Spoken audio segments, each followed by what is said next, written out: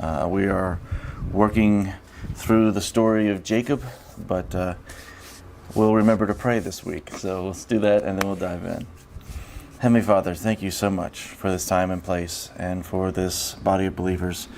And Father, for the opportunity to get into your word and to just open up what you have set apart and set aside for us. Father, we ask that you inhabit this time and place and this study, and that you draw out the nuances and the details that you want us to see. Father, I just ask that you bless this time and enrich it and help this bring us closer to you, closer to a deeper and richer understanding of who you are, so that we can recognize you in and out of the Bible, in and out of church, so that we can not just know these things, but so that we can experience them in a way that we recognize your character in the life that we live now. Father, we ask that you bless us with the ability to bless you, and that you be honored in this time. In Jesus' name, amen. So, quick review. Again, we've done 18 weeks and managed to get through the first half of chapter 30. Last week we did 29 and again the first half of 30. So 29 we see that Jacob meets Rachel and Laban, and that starts off a whole drama. So Jacob agrees to work for 7 years to earn the hand of Rachel, but when it came to the 7 years were up, Laban pulled a fast one and sent Leah in instead. We had a long conversation about that last week. But then Laban said, it's okay, go ahead and give Leah her marriage week, then marry Rachel, and then give me another 7 years. Which, it's not like Jacob had a whole lot of option. He agreed, and they did that. So at that point, we get to the children of Jacob. And we see that Leah has some sons, and then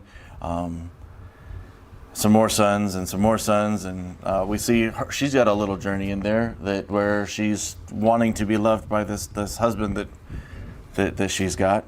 But then we see Rachel giving her maidservant and Leah giving her maidservant, and then Rachel finally having children. Kind of got a little note down here. It's like they're having kids, and it's this weird, whatever kind of Days of Our Lives General Hospital drama. So at the end of it, he ends up with 11 sons, 1 daughter, 2 more concubines, 2 wives, and a very, very full 7 years, which we're going to see as we go in today. Again, just want to bring up the 3 questions. Where is the God of love in this passage? Why did he preserve this in his word? And how does this passage apply to my life? I guess we don't really perceive from our reading if Leah went into this willingly, or if she was scratching and she so she knew it was wrong. Wrong is well, in this case it's kind of relative, because as a dutiful daughter she did what her husband, no, not her husband, but what her father told her to do, and then it seems rather evident that she did everything that she could to be a dutiful wife. She was just, I don't want to say a victim of circumstances. She's one of the most honored names in Israel. But I would not have, I don't think it's the road she would have chosen for herself. But we can't know. We know that there was definitely some conflict between Leah and Rachel. Between the culture of the oldest daughter marrying first and then the dad pushing it, there would have been an agreement, at least some sort. Something, but I don't know. 7 years had gone by and she hadn't been married yet, so that seems odd. It was underhanded. Definitely. It was definitely an act of deception. So. Again, we just don't know. So, so we'll go on and get into this. Yep. Earlier I pulled this up. It went right to the verse I wanted, and I told James when he was setting up the camera, like I'm going to pull it back up again, and it's going to go all the way back to the beginning again. So we've got, again, we went through the Leah and the Rachel. They had 11 sons and one daughter named Dinah. And that brings us to chapter 30, verse 25. Now it came about, when Rachel had given birth to Joseph, that Jacob said to Laban, "Send me away so that I may go to my own place and to my own country." Now that's how we know that the second 7 years were up. So all the births of these sons and daughters, down to the last at this point of Joseph, happened within those 7 years. We had a question come up last week about when that happened, but this makes it very clear that he didn't talk about leaving Laban until after Joseph had been born, which puts us, that's a lot of kids in 7 years. But anyway, just to kind of give us a time frame, this also means that if we remember that he worked 7 years first and then worked another 7, that's 14, and we know that he was right at 40 when he got there. Because Esau married his wives at 40, and that was around the same time that they sent Jacob to Laban because they didn't want more Canaanite wives running around. So he's about 57 at this point in the story.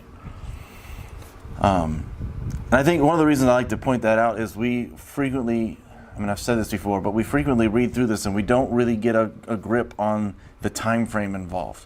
This is 14 years after he left his home. So a good reason for him to want to go ahead and get back to his own country. But also, a lot of times, especially younger people, they feel like something ought to be happening now. They feel like, it's taken so long, and the concept of long or a long term or long time in our culture right now is very different than what they were accustomed to. We can go 15 miles in 15 minutes, no problem. 15 miles was basically, you set the day aside for that at that point. So just for perspective. Send me away so that I may go to my own place and to my own country. Give me my wives and my children for whom I have served you, and let me go. For you yourself know my service which I have rendered you. But Laban said to him, "If it pleases you at all, stay with me.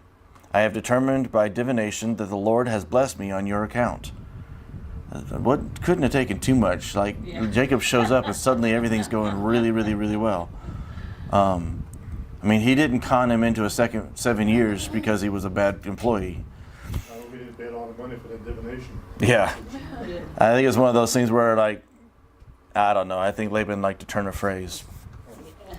He continued, "Name me your wages, and I will give them." But Jacob said to him, "You yourself know how I have served you, and how your livestock have fared with me. For you had little before I came, and it has increased to a multitude, and the Lord has blessed you wherever I turned. But now, when shall I provide for my own household also?" So Laban said, "What shall I give you?" And Jacob said, "You shall not give me anything. If you will do this one thing for me, I will again pasture and keep your flock.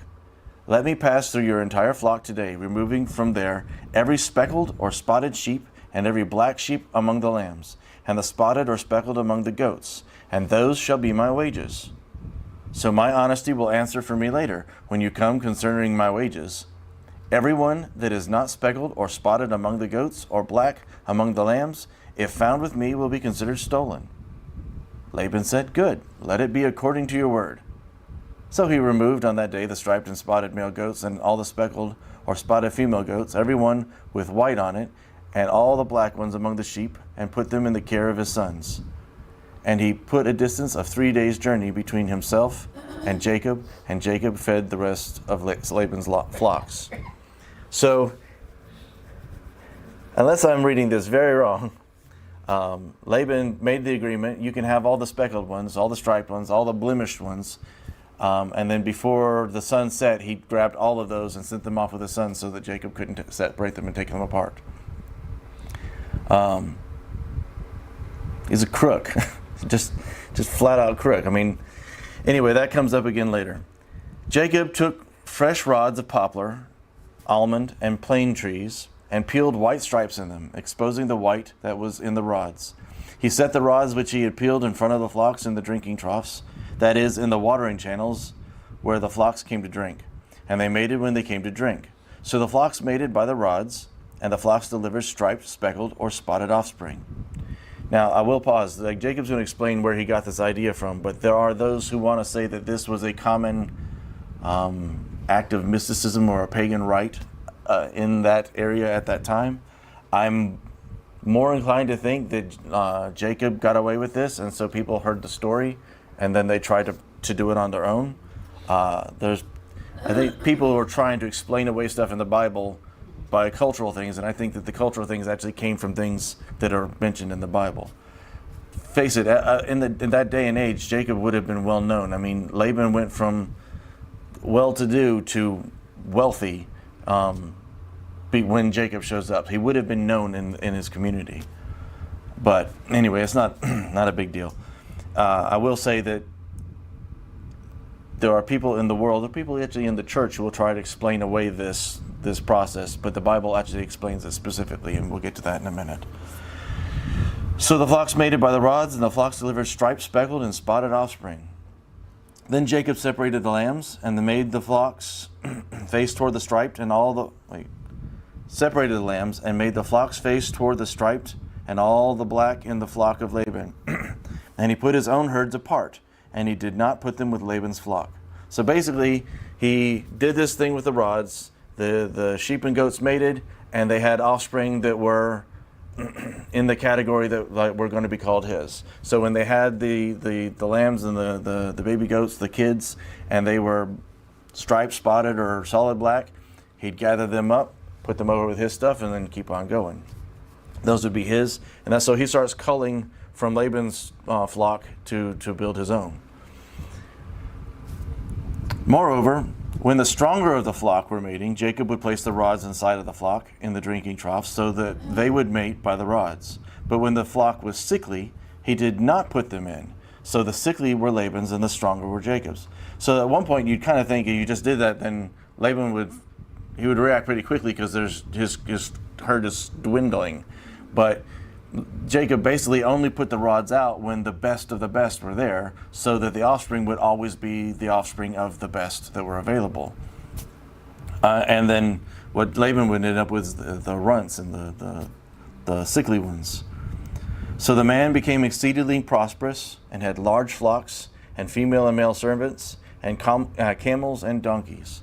So that one verse right there lets us know that like a great deal of time. This isn't something that happens overnight. I mean, his flocks are growing. We're talking about breeding seasons. We're talking about time for like generations of his herds to grow here, to gain this wealth through the accumulation. But he's gained enough to build up his own flocks, but also have enough to earn enough wealth to have male and female servants as well. So this represents enough time for him to grow economically. Chapter 31. Now Jacob heard the words of Laban's sons, saying, Jacob has taken away all that was our father's, and from what belonged to our father he has made all this wealth. And Jacob saw the attitude of Laban, and behold, it was not friendly toward him as it had been before, which is kind of understandable. Before, everything that Jacob did made Laban wealthy, and not so much now. Then the Lord said to Jacob, return to the land of your fathers and to your relatives, and I will be with you. So Jacob sent word and called Rachel and Leah to his flock in the field and said to them, I see your father's attitude, that it is not friendly toward me as it was before. But the God of my father has been with me.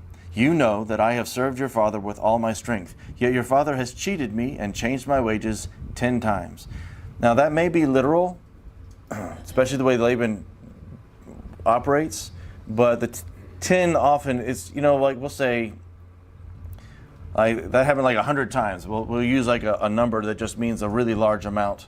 But the number 10, especially in the Hebrew, tends to be have to do with like laws, with judgment, with witness. It could be an exaggeration, but it's an exaggeration that says that this is actionable. I'm not really sure how to explain it more than that. I mean, it could have been literal, but it may have been that he's done this to the point where he's just gone too far and something should be done about it. If he said this, the speckled shall be your wages, then all the flock, skipped one. 10 times, however, God did not allow him to do me harm. If he said this, the speckled shall be your wages, then all the flock delivered speckled. And if he said this, the striped shall be your wages, then all the flock delivered striped. So God has taken away your father's livestock and given them to me. And it came about, at the time when the flock was breeding, that I raised my eyes, and I saw in a dream, or a vision, and behold, the male goats that were mating were striped and speckled or mottled. Then the angel of God said to me in the dream, Jacob. And I said, Here I am. He said, Now raise your eyes and see that all the male goats that are mating are striped, speckled, or mottled. For I have seen everything that Laban has been doing to you. I am the God of Bethel, where you anointed a memorial stone, where you made a vow to me. Now arise, leave this land, and return to the land of your birth. So we have in the middle of, in his discussion with Rachel and Leah, that he didn't just do this striped log thing on his own. There is a point in here where he's talking back that when all this was going on, that God had basically spoken to him. And that God is the one that determined that these are the ones that will be yours. So this is how we know how Jacob knew what to ask for. Also, the I will be with you is enormous. It's a promise that God had to Jacob when he left, and it's a promise he's reestablishing here. He's basically telling him, I've grown you this is all me. I also want to point back to when Jacob told Laban, don't give me anything, instead let this be, like all the ones that are like this. And I'm thinking back to Abraham, who told the king of Sodom, you take everything back, I don't want to give you any credit for my wealth. So here what we see is something that's being established. Laban did not make Jacob rich. Jacob got rich in spite of Laban. And in fact, the glory is all going to God. God is the one who provided his herds and his flocks. Excuse me. Then the angel of God said to me in the dream, Jacob, he said, Jacob, and I said, Here I am. And I love that, the calling out and the response, Here I am. He said, Now raise your eyes and see that all the male goats that are mating are striped, speckled, or mottled, for I have seen everything that Laban has been doing to you. And I love this, because remember, this is where Jacob made his vow. I am the God of Bethel. I am the God of the place you named House of God, where you made the vow to me. It's like, I am the God who met you there, that you recognized and you made a vow. And that vow was, if you'll do all these things and bring me home, you'll be my God. So he's reestablishing this covenant between them. Now arise, leave this land, and return to the land of your birth. Rachel and Leah said to him, Do we still have any share or inheritance in our father's house? Are we not regarded by him as foreigners? For he has sold us, and he has also entirely consumed our purchase price. So basically they're saying that he's kind of squandered everything he had, and Jacob ended up with everything. It's like, basically, he sold them off for labor, and now he has nothing to show for it. Surely all the wealth which God has taken away from our father belongs to us and our children. Now then, do whatever God has told you. So basically, there's nothing holding us here. Everything that we would have or should have had, God ended up putting it here with you, and so with us. If God's gotten you this far, do whatever he says. Let's go. Then Jacob stood up and put his children and his wives on camels, and he drove away all his livestock and all his property which he had acquired. The livestock he possessed, which he had acquired in Padan Aram, to go to the land of Canaan to his father Isaac. Laban had gone to shear his flock, and Rachel stole the household idols that were her father's. Like I said, Rachel's a bit feisty. Not sure why she did this. Maybe spite? I know why she did it. Okay. The so-called house items, some of them were legal title to the land. And I think later on, when he makes that stone thing, he's doing that land thing, because this land, because that was legal title to some of those things back in those days. And so if they had possession, if Jacob had possession of that, he would have title to Laman's land. I had never heard that before. That's fascinating. It makes a whole lot more sense than she just grabbed. I mean, they just said, do whatever God tells you. Now I'm going to go grab these idols. But if they had if they were like a legal document, like they were the totem or the pillar of ownership, I don't know. Yeah, Then not all of them, just certain ones. just certain ones. But if she grabbed them, like if she didn't know which one, she just grabbed them. Like it's almost like saying like we got it all now. Anyway, that's fascinating. Chased them so much. You know. I wanted those things back. I believe you. All the camels and stuff. That's fascinating. I've never heard that before. It would actually make sense of something that. Say again. Google is always reliable. Oh well, no. I mean, it puts a very different twist. I mean, I just thought like she's just a spiteful little girl. Like, why she do this? Like, she's just looking for trouble. Oh, and here we go. And we're going to see this happen throughout the Bible, where people, in the heat of the moment, will swear oaths that put people's lives on the line. And many, many times it comes that close to losing somebody they really cared about. In fact, there was at least one time where a man had to sacrifice his own daughter because of an oath he made. Like, there's so much wisdom in what Jesus said about don't make oaths. Just let your yes be yes and your no be no.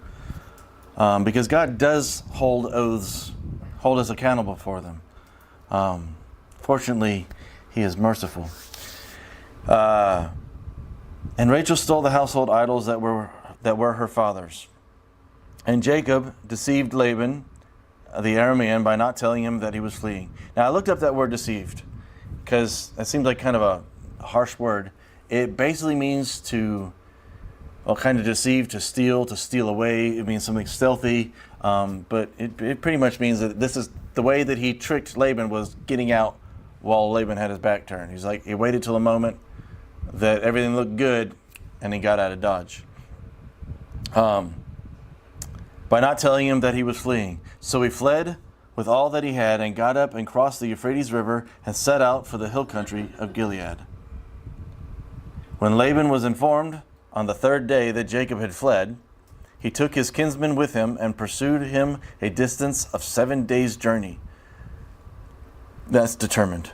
And he overtook him in the hill country of Gilead. However, God came to Laban the Aramean in a dream of the night and said to him, "Be careful that you do not speak to Jacob either good or bad." Now, how'd you like that? You're right on the verge of catching the person you've been chasing, and suddenly you have a dream. It's short, sweet, and to the point.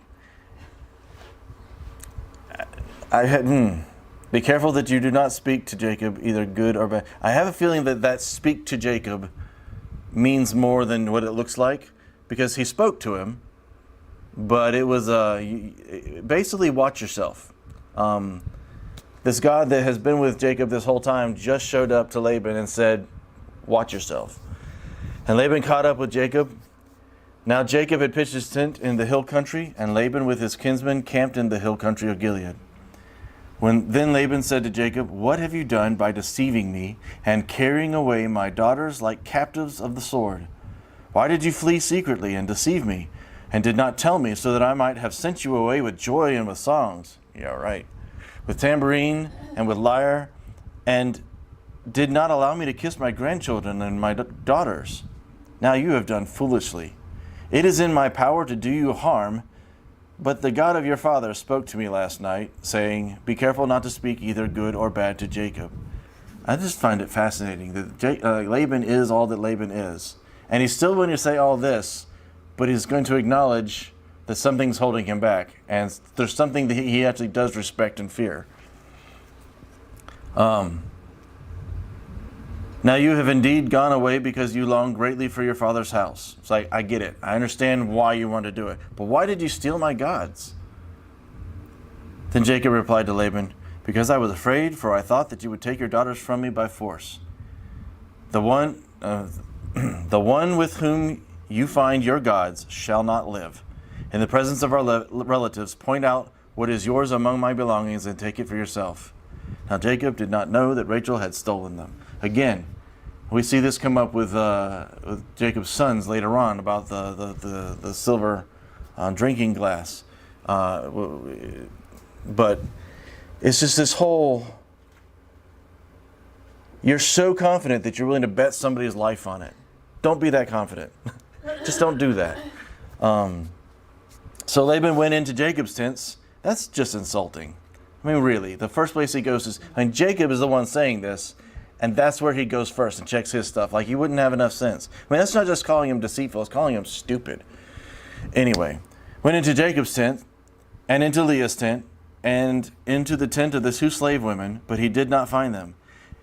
This order is interesting to me, because it's like he went from the one he valued least to the one he valued most. Like, if Jacob was out, like, okay, I get all this stuff back.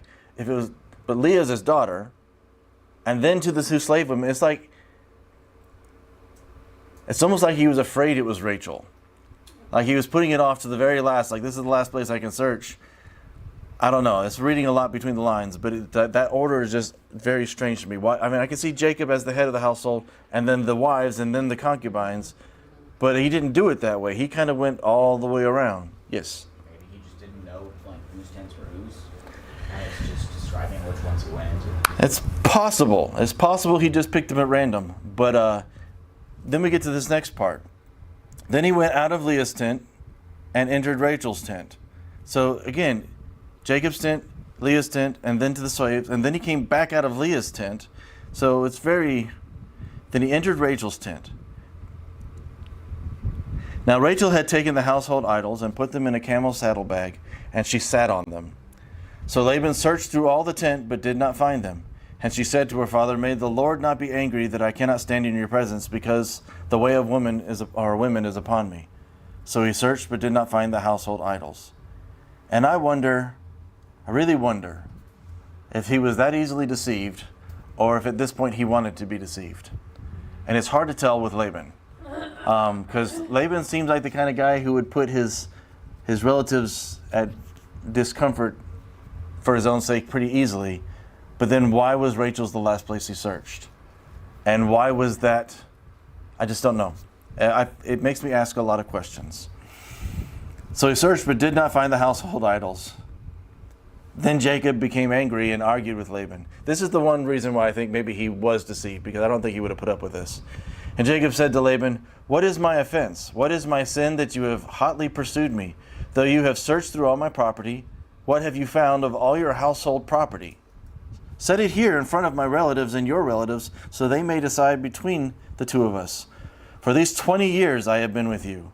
Your ewes and your female goats have not miscarried, nor have I eaten the rams of your flocks." Just pause right there. 20 years.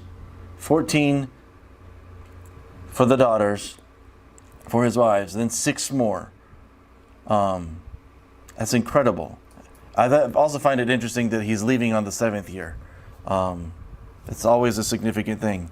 7, every time that 7 is specified in the Bible, it is intended as a reminder, especially from Exodus on, it is intended as a reminder that God created the world in 7 days. It's always a reference in some way to Sabbath, which again points to God being God.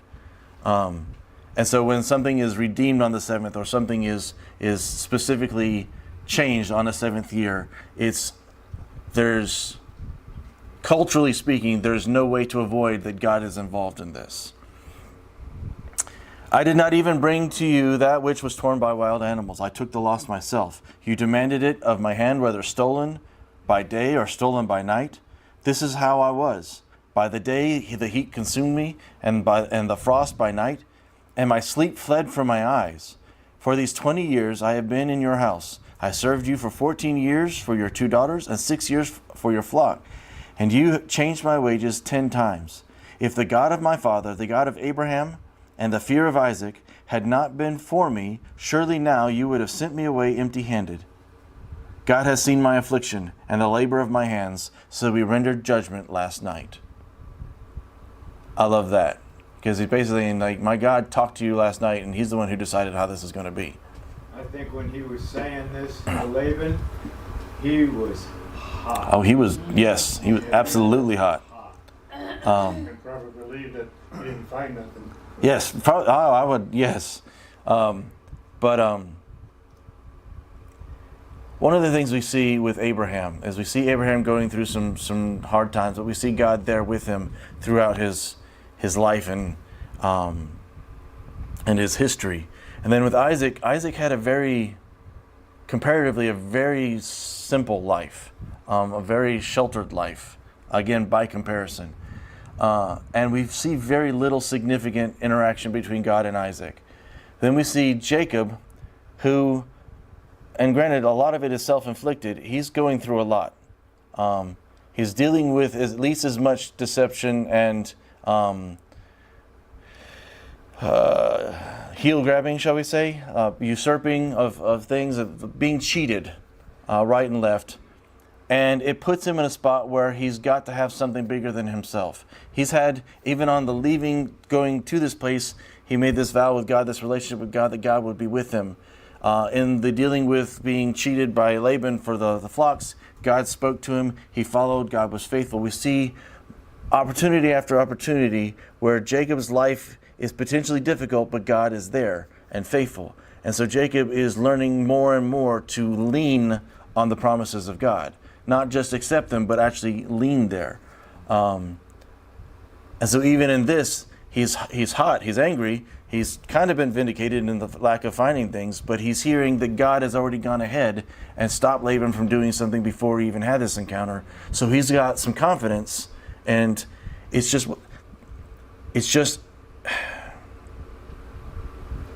this is the God we should be looking for. This is a God who makes promises, but when we look for him, he's there to show that he hasn't forgotten those promises, that he is worthy of our trust because he's faithful. He completes what he says. He shows things over and over again. When everything comes to a head, he does things so that we can see, yeah, I stepped in here first. I had this prepared. I had a way made. So he said, so before you even got to me, God already rendered judgment. Then Laban... In this day and age, it's easy to look at external circumstances to define, what happened, why, and all of that, rather than just look for God's hand in it. Right. Because we can explain away a lot of things, but we rob ourselves of some amazing moments where God has put his hand in on something. And rob him of the glory. Yes. Which he doesn't like. No, he does not. Tell you, if you fail to see the little things that God's putting together to be involved in your life, then you're going to end up in a situation where he's going to have to do something big enough for you to finally acknowledge. Either by his own arranging, where he makes things difficult for us, a father disciplines those he loves, or because our own foolishness just gets us in over our heads and he just is faithful, and eventually we turn to him, or things get bad enough that, well, anyway. But what we see in the story over and over again is that God is faithful, and that God is with him, and that God is building a relationship of trust. It's event after event after event where Jacob could have been very bad off, but God stepped in and made sure that he was there. There is so much emphasis on blind faith that I think that people have completely lost the understanding that blind faith just means that we can't always see what God's doing, but we trust what he said he's doing. Blind faith does not mean just pointing in a direction and stepping forward blindly. It doesn't mean that you can just step and God has to jump in after you. Faith can be blind, so to speak, because we've already been assured, not just by God's promise, but by the relationship that he has established with us. Faith by definition is blind. Yeah, It's what you hope for, what you can't see. Right, but what you can't see. But again, that blindness is a physical blindness. It's something that's illogical to the world, the way the world works, but it's something that's completely logical to someone who has a relationship with a Father who has been there through time. He walks with us so that we can see day after day after day. Jesus said, "My sheep know my voice." Sheep knew a shepherd's voice because of the countless hours that he had been with them, speaking to them, singing to them. There was an exposure. There isn't some magic moment where that sheep suddenly becomes mine and recognizes my voice. There is a relationship established. And this is what we're seeing in Genesis, is that God establishes relationships. He establishes his trustworthiness. He doesn't have to. He does it because we need it if we're looking.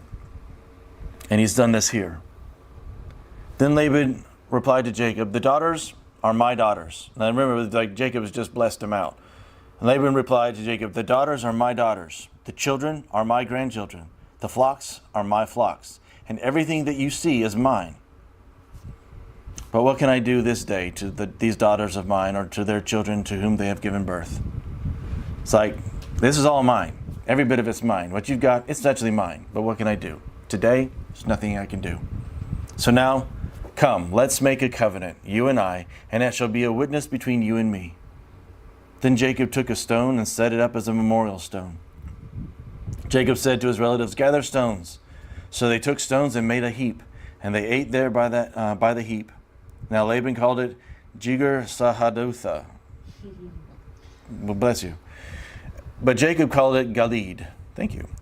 Laban said, "This heap is a witness between you and me this day." Therefore it was named Galid and Mizpah.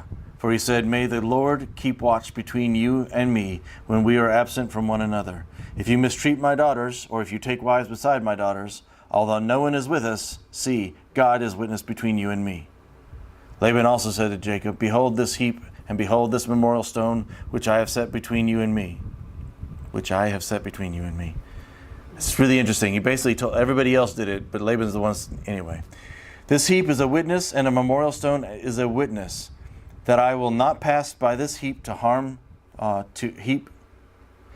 will not pass this heap to you for harm, and you will not pass by this heap and this memorial stone to me for harm.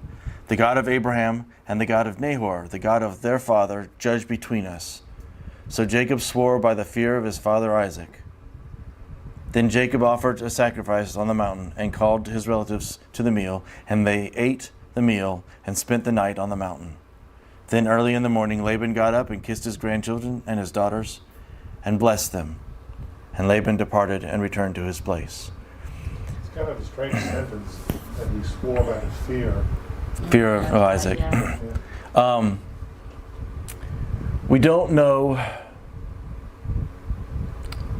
how close Abraham was to Esau and Jacob.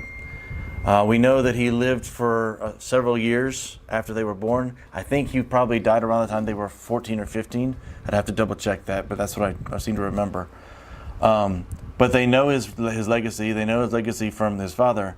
But it's the God of their father Abraham, but the fear of Isaac. And the fear, again, that's this reverence, this whatever else Isaac did that isn't recorded, what he passed on to Jacob was an absolute respect, honor, fear of God. Jacob knew who and what to expect of God because of the reverence that Isaac showed God. It's not just, I don't just honor you, I have a full respect of your capacity to do something. A lot of times these idols, they would worship them, but they didn't fear their idols.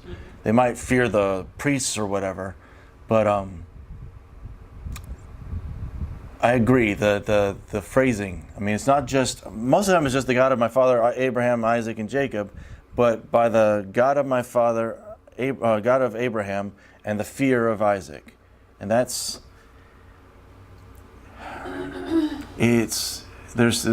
significance there. It's swearing an oath on a name is one thing, but swearing an oath on, it's not just the name, it's the reputation. It's the honor he has both for his father and for the God that his father honored. It's very rich phrasing. So, One means the eye. yes, frequently. I mean, that's probably something that's worth getting into. Can you back it up just a little bit? Uh, So Jacob swore by the fear of his father Isaac. And It means terror and dread. terror or dread, yeah, it's not one that you're necessarily. Again, like the best example that I think I've ever heard was it's in The Lion, Witch, and the Wardrobe. There, where the kids had not yet met Aslan, the lion that ultimately is a picture of Christ, and they said, like, I think I'd be afraid, like, of him, and the beavers that they're talking to say, well, of course you would be, and they're like, well, is he safe? And the response of the beaver was, safe? Who said anything about safe? He's good, but he's not safe. Of course he's not safe, but he's good. And I think that's huge. I mean, if you're standing next to somebody who is clearly a warrior, who like overshadows you by, I don't even know how to describe it, but you're clearly outmatched here, but they're on your side, or it's a good person. You know they can destroy you. It's not somebody you're just going to pick on casually or mess with. You're not going to disrespect this person, not because you think they would do, but because you know they could do. And the fear of Isaac is a complete understanding of the capacity of God, the sovereignty of God. It's used twice there too, because just a few verses earlier in 42 it said, when he spoke to Laban, if the God of my father, the God of Abraham, and the fear of Isaac had not been for me. Right. And then that's when he said, God rendered judgment last night. And then he came back again and swore by the God of Abraham, the God of Nahor. Which is interesting. Yes. And the God of their father judged between us. So Jacob swore by the fear of his father Isaac. So that's twice that he used the fear of Isaac. And it's really, the way it's phrased, it's actually naming God as the fear of Isaac. This is the thing that Isaac feared. And again, it's not like terror for his own safety, but a trembling at the awesomeness of. Right. So this is really deep. It's the God of Abraham, and the God of Abraham speaks for I want to say itself, speaks for himself, but I mean that's legendary at this point. But then you got Isaac, who is still alive. But the heritage that Isaac has passed on to his son here is that God is the one he fears. God is the one he honors, he reverences, he.